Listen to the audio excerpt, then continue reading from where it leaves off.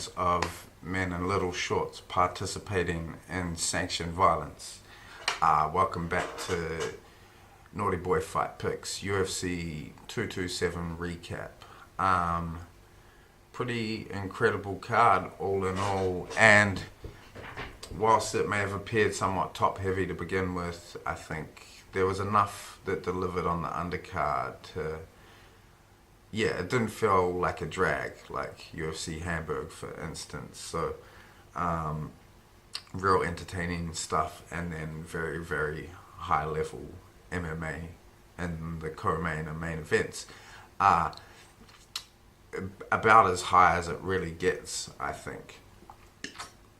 So, a few things to get into today. We'll recap the event. I will go over my betting success. Of course, I need to brag about that. And then a couple of other occurrences during the week as well. Some big news, obviously. But as far as my betting went, I went up 17 units at an ROI of 81%, so super happy with that. Bumped my unit price up again for the next event, so things are looking peachy at present. I got my dark green circle back, and this is discussing BetMMA.tips here, and moved up the rankings there to 68th position somewhat. And I've had a lot of new followers coming in on there too. So I think I just missed out on being on the leaderboard they have on the front page on the app there of most successful bettors on the most recent event. So the last guy on the leaderboard, I think, went up 17.4 units or something, 17.6, and I was on 17.06. So just under the top 10 there. So pretty fucking happy with that, and looking forward to going into future events with bigger unit amounts, so pretty excited about that. Anything else to say there? No, not too much. I think I can get to those individual bets as we go through the card, but I just on a betting standpoint, so I've observed a few guys that are doing parlays across events, and I did that for the last one. Before, I didn't previously have the patience to place a bet and then wait for another event for the rest of the parlay to come in. But I did that successfully on this card. I had a four leg parlay come in, and that really secured things. And in regards to going to bet this event, I was pretty confident that money was coming in, so it allowed me to feel safer about making a small play on Cejudo, for instance. I felt like that bet was covered if it didn't come in, which you would have thought was quite likely. But yeah, anyhow, so I'm looking at doing that more now. I've got another one on. If you want to check those out, my Bet MMA account is in the description there. So yeah, the next one I got is Moicano, who came in, obviously, Shevchenko to win her fight, and then Masasi to beat Rory McDonald. So a play on a Bellator event, which I swore I would never do again, but pretty confident that size is going to be the difference in Masasi versus McDonald. Two pretty similar fighters, and one is bigger. Let's get into the card. So it began with Marlon Vera versus Wulji Burin. I can't recall fuck all about this fight, except that they told the story about Chito Vera's daughter, and that made me want him to win, and he did win. Another thing too, I was going through, we'll get to this at the end perhaps. We'll get to it at the end.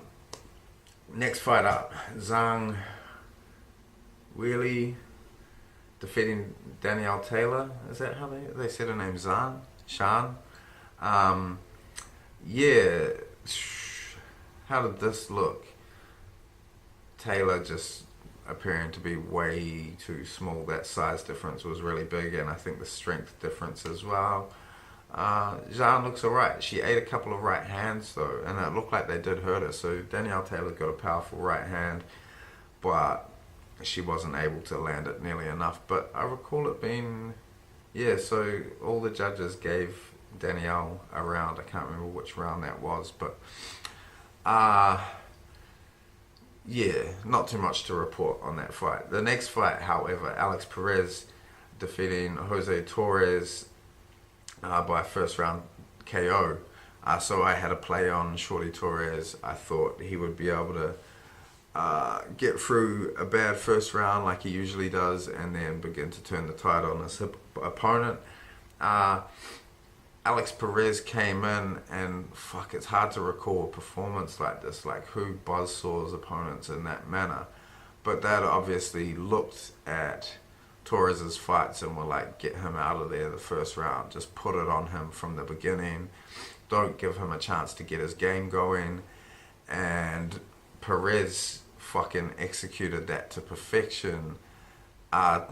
Watching it because of my read on the fight and thinking that Torres would withstand an onslaught, I wasn't actually even that concerned, even though Torres was obviously taking heavy damage. But and a couple of times there it looked like Torres was going to work his way back into the fight, but Perez was unrelenting and just ultimately kept putting it on him to a point where Torres couldn't stand there, and that was fucking savage.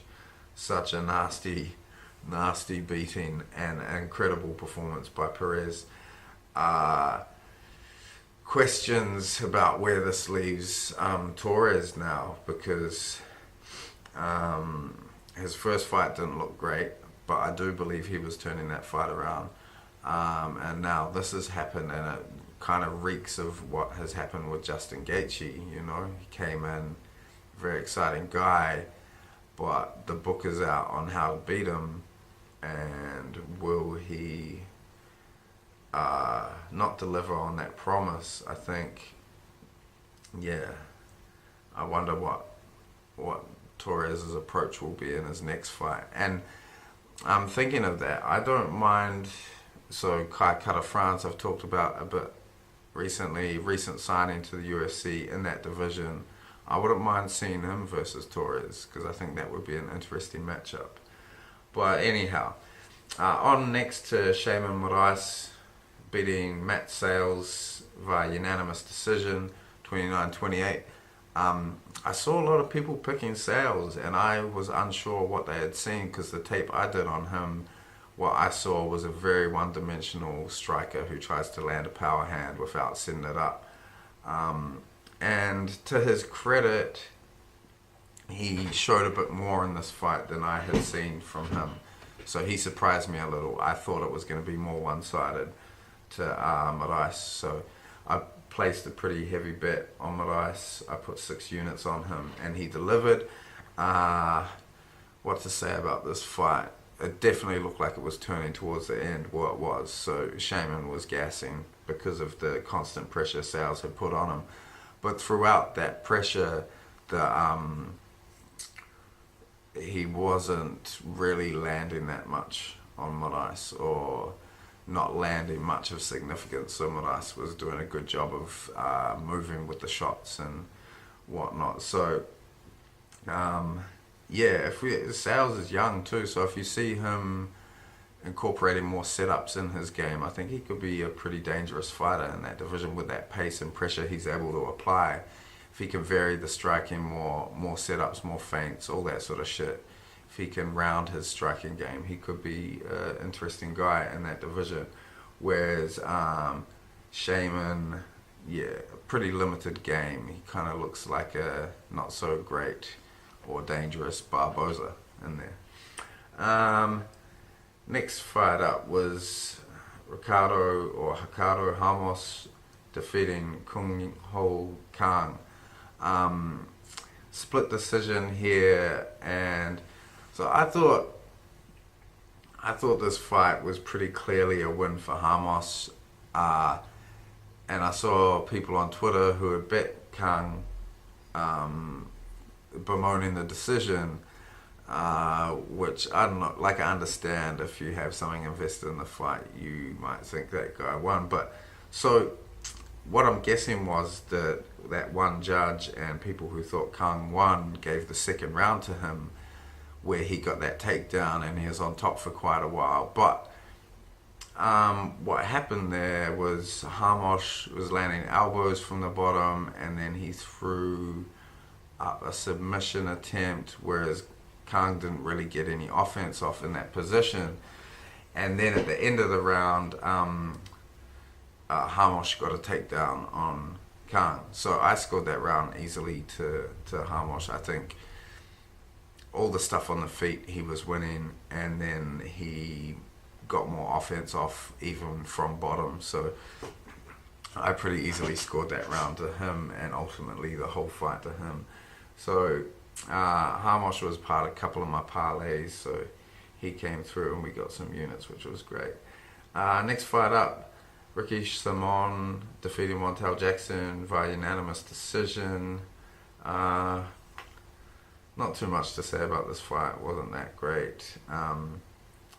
Simon winning, if I recall correctly. I think I was kind of watching this fight over my phone with relentless pace, and Montel Jackson looking pretty inexperienced in there.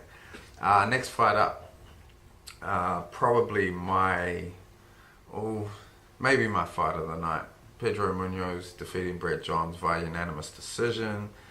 There was a 30-26 in there, 29-28 and 29-27. So I don't know who got that 29-28. That's way closer than the fight actually looked. Crazy fight. Brett Johns getting his leg terribly hurt, then his face beat the fuck up. Yeah, but hanging in there. And I think, so my video last week I talked about this fight and that I was putting a play on Brett Johns, and one of the things that encouraged me to bet him was that his response to adversity was to just fight harder. So I saw in previous fights of his, that, like particularly the Aljo one, and he was getting outclassed, and his response to that is to try harder. Like, he visibly tries harder, and he did that in this fight. It was quite incredible. Munoz looking like a fucking heavy puncher in there, so his game is definitely developing from just being this feared submission artist. He looks pretty dangerous on the feet these days.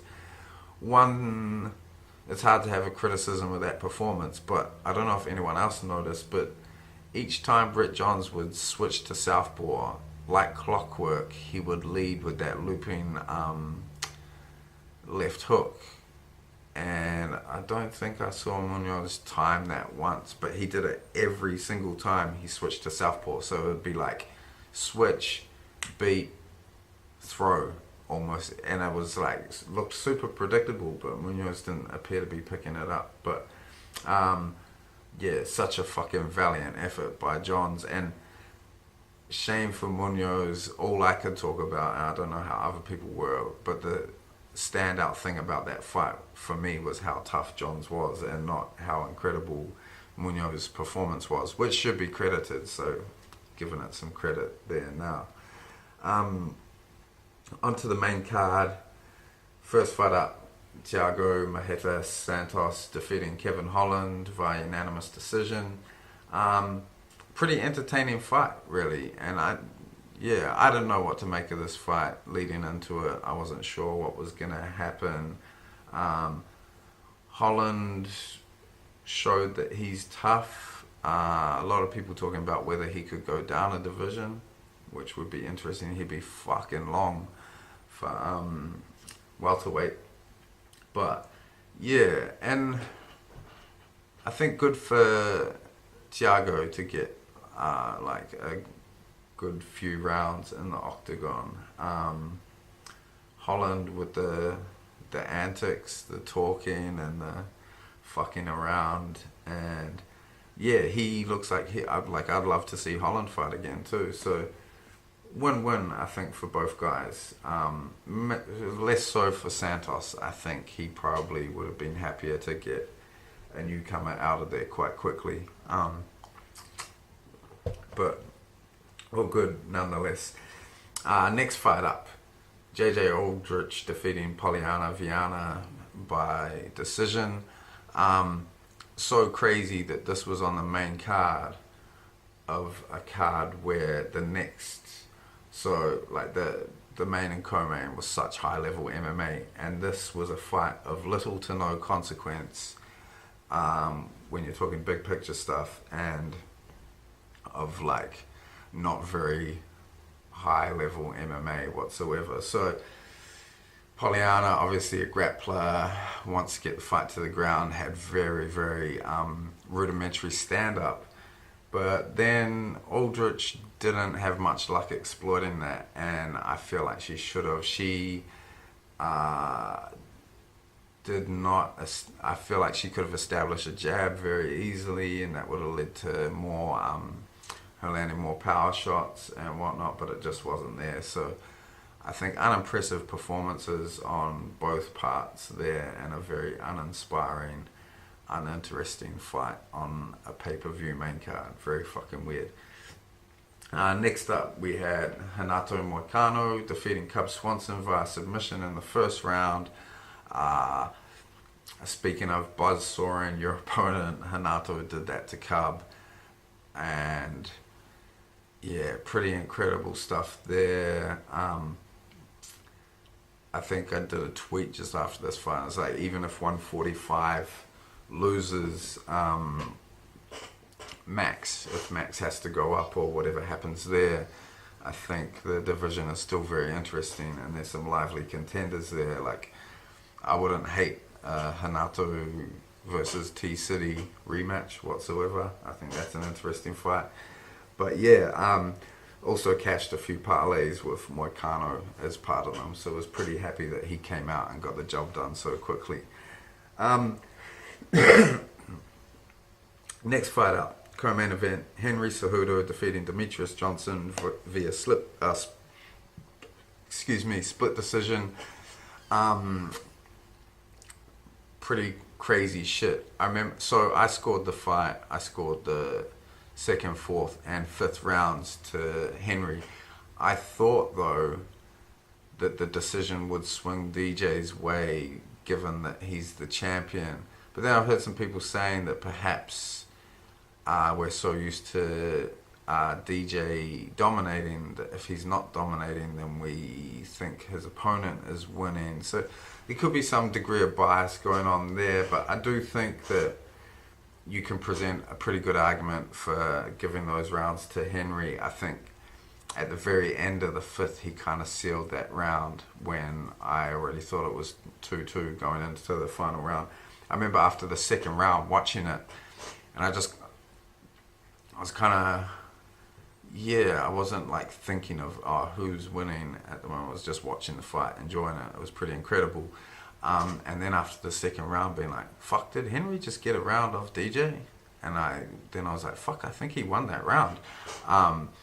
And just how monumental that was in itself. Obviously in the first round, Cejudo had that problem with his ankle after DJ kicked it. And at that point when he started like hobbling around and losing his footing, I was like, oh fuck, he's about to get destroyed. But credit to his toughness, he hung in there, got the next round, I thought. And yeah, what an incredible back and forth fight.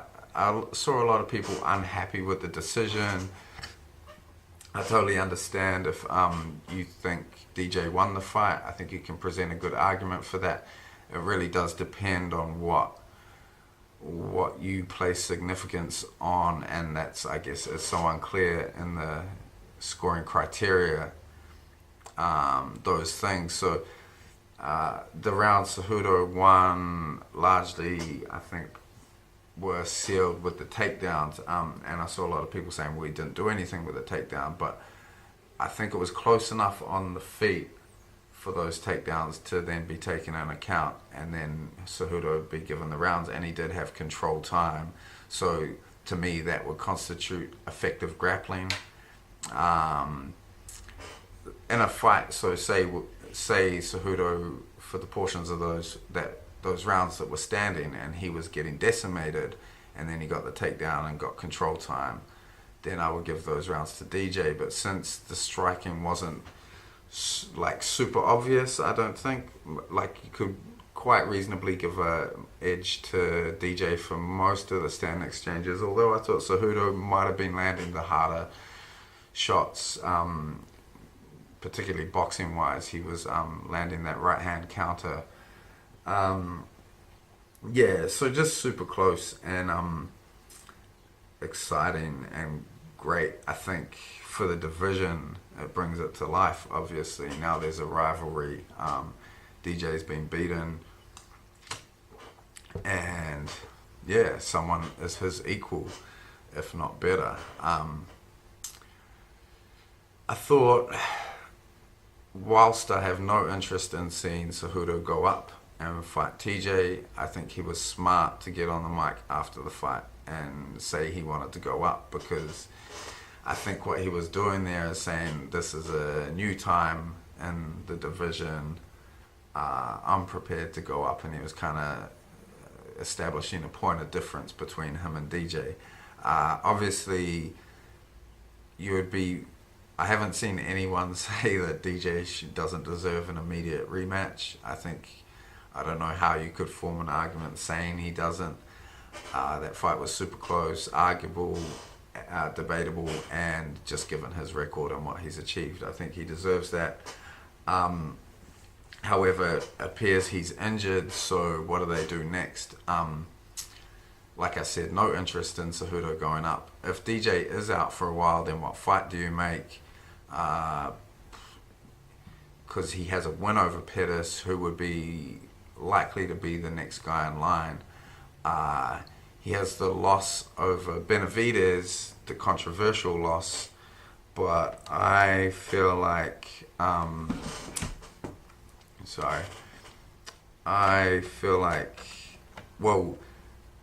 what's his name? Pettis beat Benavidez, so it'd be hard to form an argument to say Benavidez deserves the next shot. So it's hard to. You could run back Pettis again, but that was pretty recent that Cejudo beat him, and Cejudo beat him pretty conclusively, and I think would probably do so again. So not super interesting, and I think maybe while there is some excitement and tension in the division, it could be best for all parties concerned, Cejudo, DJ, and the UFC, to hold off until DJ's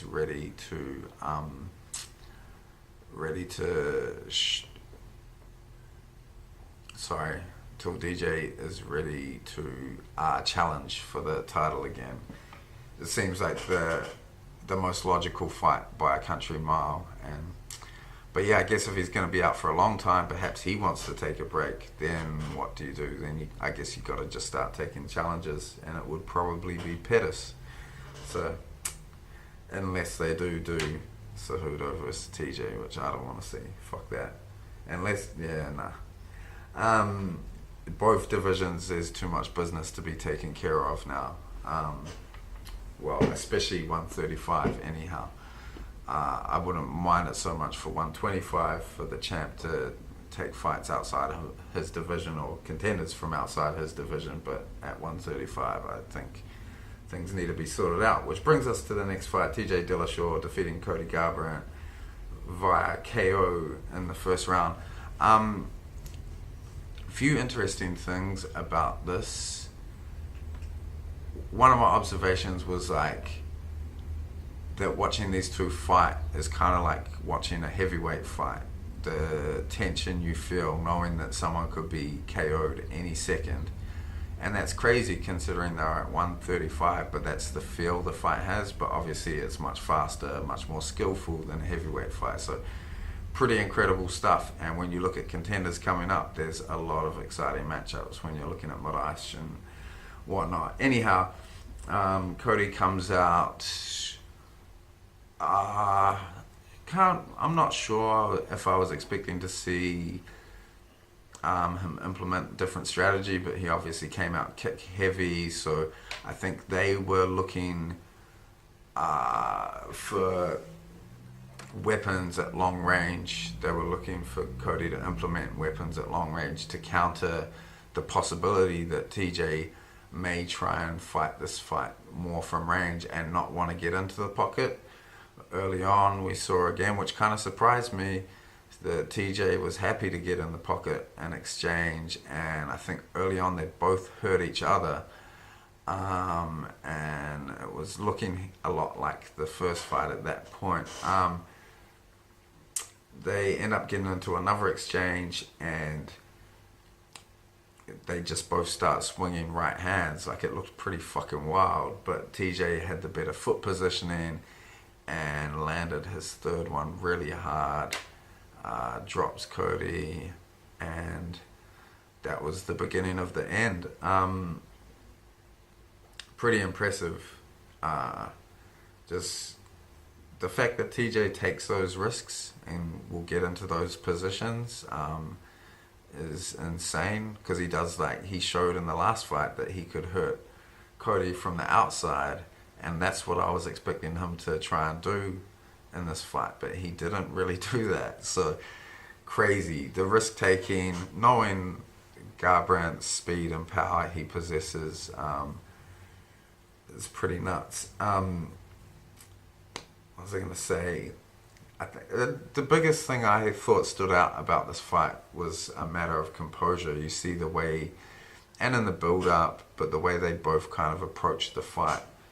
TJ looks so happy to be there, and Cody appears tense, and I think that kind of plays into what happens in those exchanges.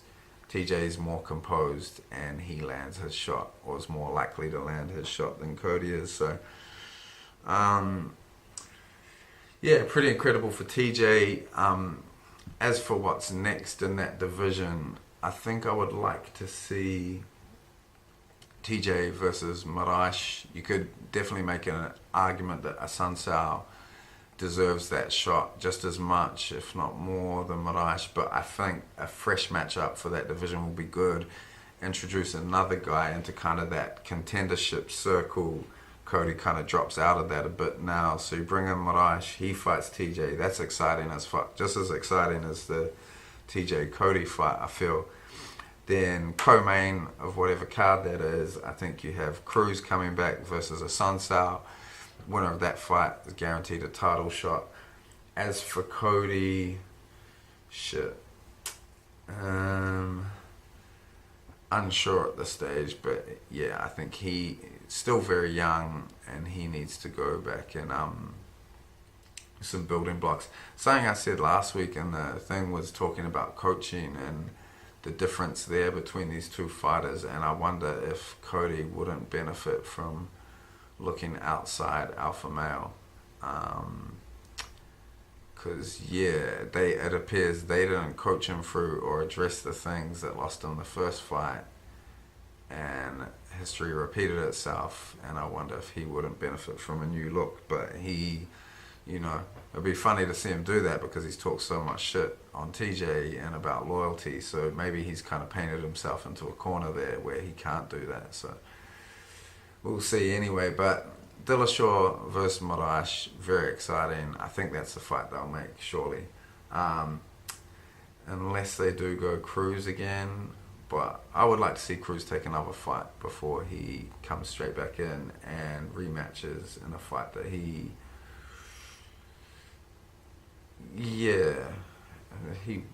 won, but his last fight was a loss versus Cody. So yeah, see him work his way back to the title just with one fight, not a massive road. But and yeah, no guarantees he beats Assunção either. That's a super interesting fight. You think about that card, that would be great. Yeah, so that's that. Last week, obviously, they held the presser in California, and they had Nate Diaz come back, which was super exciting. I felt real happy just to see him announced for a fight, and to see him at the press conference being Nate Diaz as fuck. As for the matchup, I think it's super intriguing. And I don't know which way I'm leaning at this point in time. I guess Diaz's been out for quite a while now, so how will he look coming back? Poirier is obviously going from strength to strength, it would seem. So, real interesting fight, and great to have Nate Diaz back fucking finally. And yeah, I bet the UFC is stoked. And I wonder how much, so obviously Diaz had a bit of a cult following. McGregor kind of put him over and made him into a bigger star. So he'd be one of the biggest stars the UFC has now. And I wonder how much rub-off he can have on Poirier. I wonder if that trickles down a little. Obviously, it gets dissipated as it trickles down, but be interested to see what happens there. Obviously, they cut the press conference and then play the trailer for Khabib versus McGregor, and just insane to think that that fight is finally happening. I'm not sure how long we've been waiting for this fight to occur, but the fact that it is now is pretty fucking crazy. I don't have any predictions. I think I'm lying slightly with Khabib, but fuck knows, man. That power and precision of McGregor is crazy. And the amount of times I've counted him out and thought he was going to lose, and then he lands that stun gun of a cross, and people just drop when it touches them. Yeah, super exciting. Excited for the build-up. I think it's about 2 months out. So, yeah, crazy times. And just, I don't know, it's funny because I guess we've kind of been making do over the last, I don't know how long, but in terms of big events, what has there been? So I was thinking DC versus Stipe was huge, but it obviously didn't translate to pay-per-view buys or whatever. It was pretty huge to me, and I'm sure other hardcore MMA fans, but McGregor Khabib is the real deal. Like, that is a big fight, and likely millions of pay-per-views, and it's just so fucking exciting that those two are going to be in the cage together. God forbid something happened prior to that. That would be devastating. But yeah, and then I guess I imagine that the winner of Poirier versus Diaz will get the winner of that fight, which I'm not too mad at. One thing I'm curious about is, given the time off and all the events that have occurred for McGregor, I wonder if he comes back and loses to Khabib, what does that do to his stock now? Do people write him off? Are they less interested in him? I'd be curious to see how that plays out. He's so good at translating and getting over that I imagine he might be largely unaffected by that, but you never know.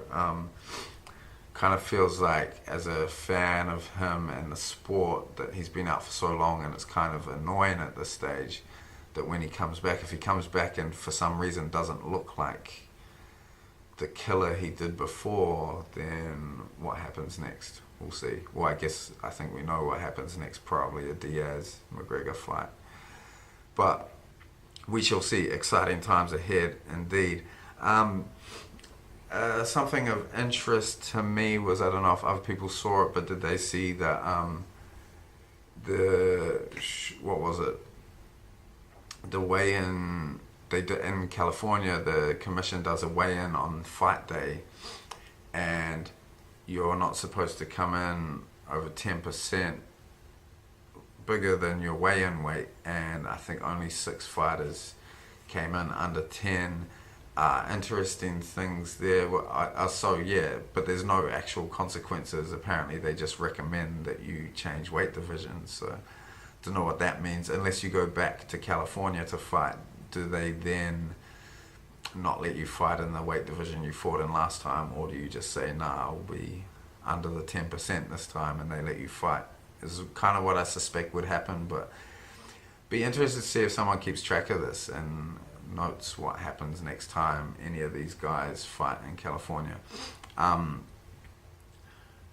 One of the most interesting things I found on this was Demetrius Johnson was heavier than Cejudo on fight day. It's crazy. Cejudo looks so much bigger than him, but yeah, quite interesting. Anyhow,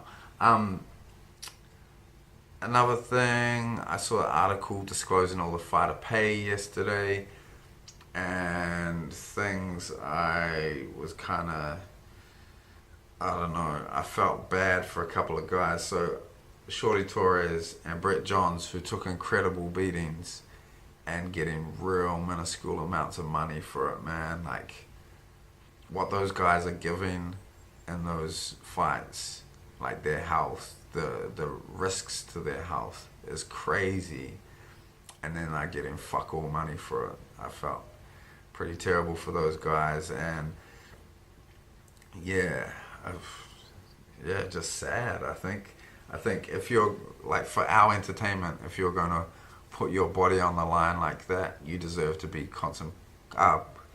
you deserve to be remunerated pretty significantly, but not the case for the UFC apparently. Was gonna go into the comments, but for some reason my internet is fucking up and I can't bring it up. No, that's not working. So I'll probably just leave it there. We've got a couple of weeks off until the next event, Gaethje versus Vic, which I'm very much looking forward to. That fight in particular, the rest of the card. What do we got? Let's have a look at it. Mickey Gall coming back. What else is good on this?